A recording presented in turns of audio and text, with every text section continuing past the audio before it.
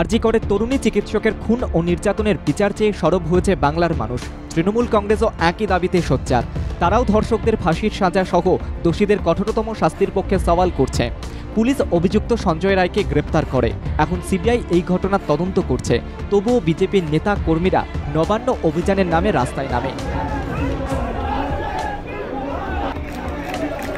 প্রথমেই তারা মেঘের আড়াল থেকে লড়াইয়ের চেষ্টা করে। রাজনীতির রং না লাগানোর কথা বললেও রাজনীতির রং লেগে যায় আন্দোলনের পরতে পরতে। অরাজনৈতিক আন্দোলনের নামে আন্দোলন যেভাবে বিশৃঙ্খলা বেপরোয়া আচরণ সামনে আসে, তাতে বিড়ম্বনা বেড়েছে বিরোধী শিবিরে। আমাদের প্রতিনিধিরা নবান্ন সহ সব জায়গায় ঘুরে ঘুরে প্রতিবেদন তুলে ধরেছেন। নবান্ন অভিযানকে ঘিরে রাজ্যের মুখ্য প্রশাসনিক ভবন নবান্নের সামনে একেবারে সাজো সাজো রব। পুলিশ এবং তার পাশাপাশি র্যাব, পুরুষ মহিলা উভয়কেই কিন্তু রাখা হয়েছে। পুলিশে ছয়লাভ হয়ে গিয়েছে।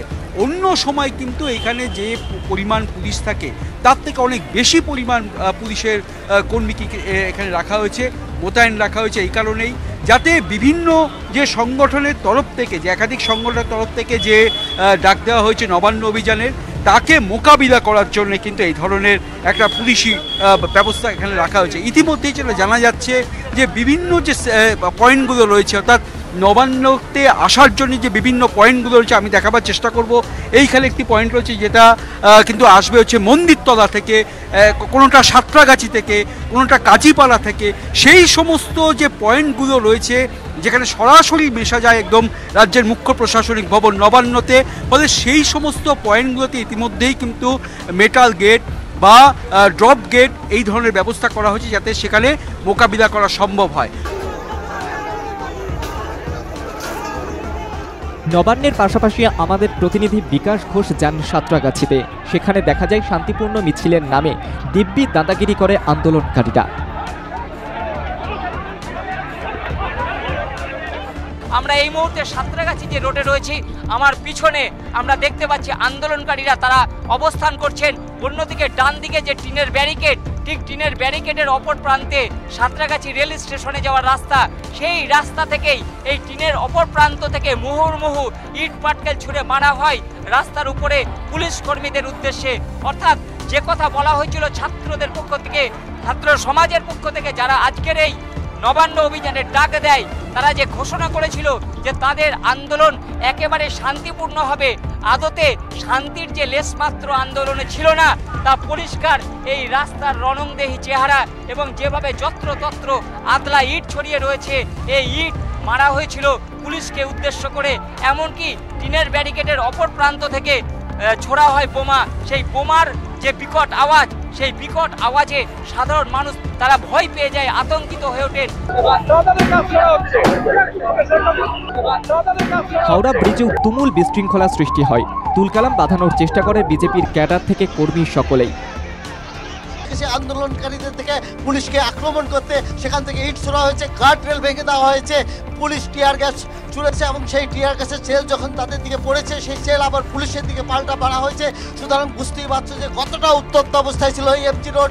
এই মুহূর্তে একেবারে পুলিশের দখলে রয়েছে পৃথক, এবং এমজি রোড কত তাড়াতাড়ি স্বাভাবিক করা যায় সেই চেষ্টাই কিন্তু পুলিশ করছে। কারণ দীর্ঘক্ষণ হয়ে গেল এই এমজি রোড অবরুদ্ধ হয়ে আছে, এখান থেকে কোনো যানবাহন চলাচল করতে পারছে না।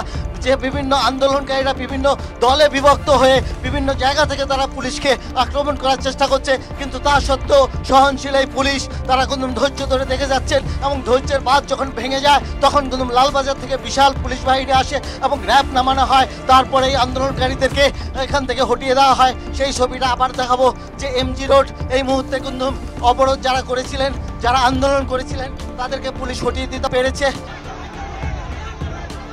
আমাদের প্রতিনিধি সত্যজিৎ বিশ্বাস হাওড়া ব্রিজের হটস্পট থেকে অভিযানের নামে কি হয় তা তুলে ধরেন। সেন্ট্রাল থেকে প্রত্যেকে সেখানে মোতায়েন রয়েছে এবং একই সঙ্গে প্রচুর পুলিশ বাহিনী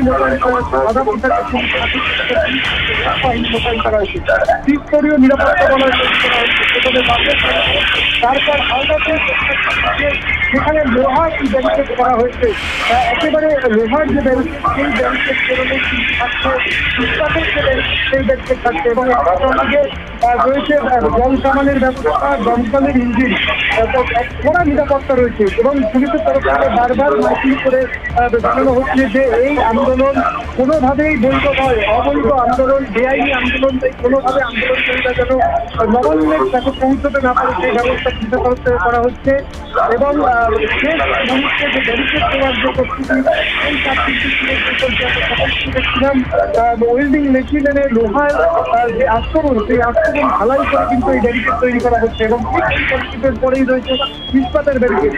মধ্যবর্তী যে অংশ সেখানে ধরাপড়া পুলিশ, রাজ্য থেকে পুলিশ এবং র্যাপিড বাহিনীকে মোতায়েন করা রয়েছে। ফলে কড়া নিরাপত্তা গোটা হাওড়া ব্রিজ চত্বর ঘুরে এবং একই সঙ্গে গাড়ি যেমন নিয়ন্ত্রণ করা হচ্ছে। এই মুহূর্তে হাওড়া ব্রিজে কোনো গাড়ি যাতায়াত করতে দেওয়া হচ্ছে না। যারা নিত্য যাত্রী রয়েছে, ট্রেনে করে যারা আসছেন কলকাতার উদ্দেশ্যে, তারা এই যে হাওড়া ব্রিজের পাশে যে ফুটপাথ রয়েছে সেই ফুটপাথ তারা ব্যবহার।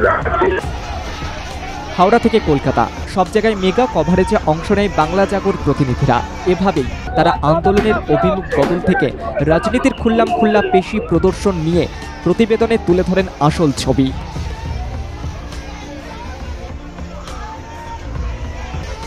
Bureau report, Bangla Jagar.